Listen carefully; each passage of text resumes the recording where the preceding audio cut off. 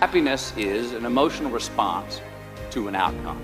If I win, I will be happy. If I don't, I won't. It's an if-then, cause and effect, quid pro quo standard that we cannot sustain because we immediately raise it every time we attain it. See, happiness demands a certain outcome. It is result reliant. And I say if happiness is what you're after, then you're going to be let down frequently and you're going to be unhappy much of your time. Joy, though, joy is a different thing. It's something else. Joy is not a choice. It's not a response to some result. It's a constant. Joy is the feeling that we have from doing what we are fashioned to do, no matter the outcome. Now, personally, as an actor, I started enjoying my work and literally being more happy when I stopped trying to make the daily labor a means to a certain end. For example, I need this film to be a box office success. I need my performance to be acknowledged. I need the respect of my peers.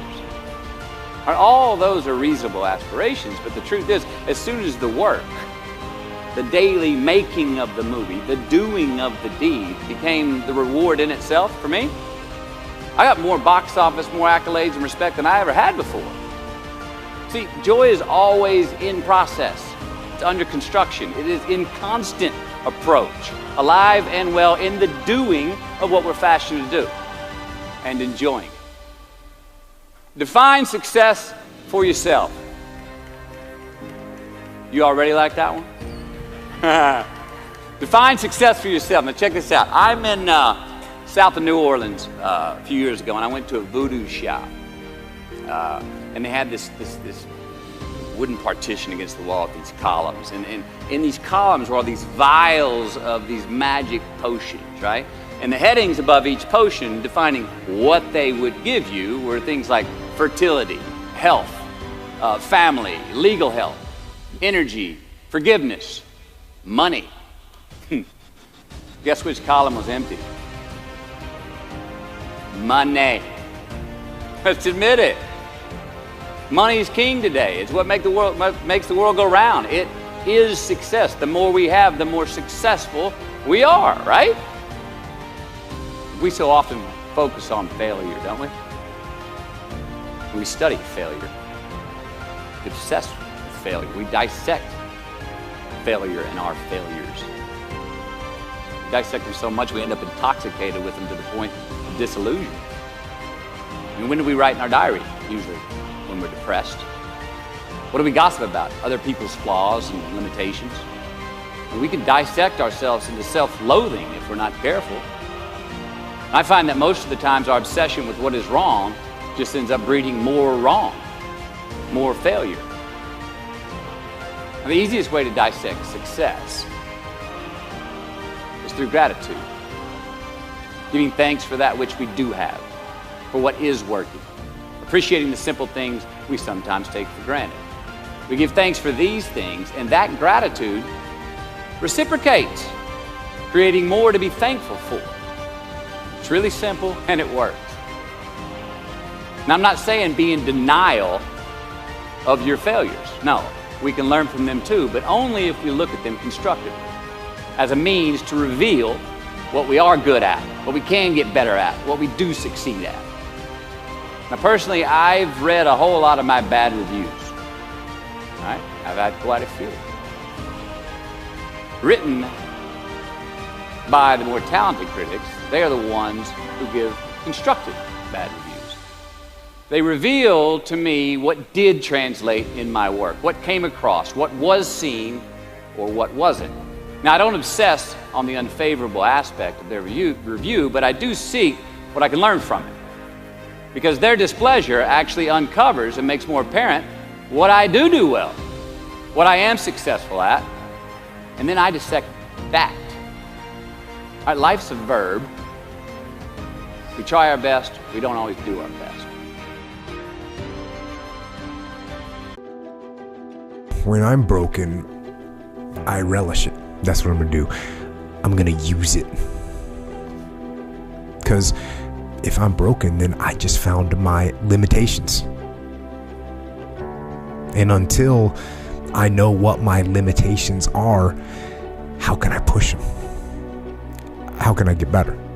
But once I see it, once I feel it, once I see where I was broken, then I can attack that weakness.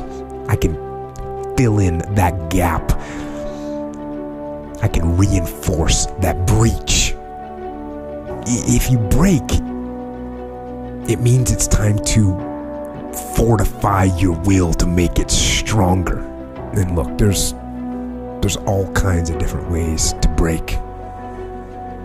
You can break physically, you can break mentally, you can break your heart, you can break your spirit, and none of those are fun, and all of those are gonna leave a mark. But the mark that they leave can be the mark of victory, or it can be the mark of defeat. Because every time you break, and in every way that you break, while it's a chance, it's definitely a chance for you to give up and for you to just to fall apart. But there's also opportunity. There's opportunity to get stronger, and get smarter, and get faster, and get tougher, and get more stable, and get more resilient, and get better.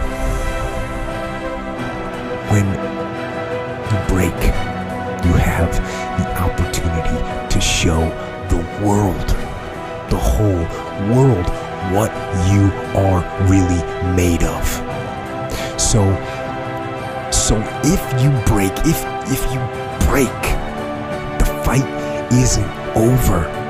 In fact, if you break, the fight is just beginning. And as you crawl up and out of that dismal and wretched place, and you're covered in blood and sweat and dirt and filth as you rise above what you were.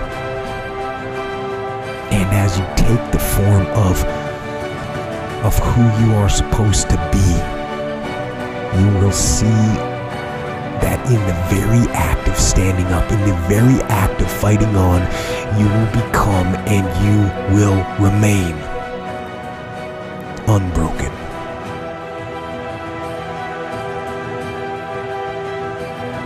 The number one thing that's going to change your life, the only thing that will change your life, change your business, change your money, change your relationship, is you must raise your standard. Now I know that sounds boring, stupid, basic, but it's the truth. The only thing that changes our life long term is when we raise our standards. What does that mean? That sounds so boring and dumb. It means that all of us in life have things we want. We don't get what we want. We get what we have to have. Remember I said earlier, we all get what we tolerate in ourselves and other people. But when you're no longer willing to tolerate something, that's when your life changes. The difference in people is their standards, period. The difference in people is their standards, period. And what do I mean by standards? Everyone in the world has a list of things they think they should do. I should lose weight. I should work out. I should spend more time with my kids. I should work harder. I should make more calls. I should. And then you know what? People don't do their shoulds and they get mad at themselves and they what I call shit all over themselves. They beat themselves up about it. What changes people is when your should becomes a must.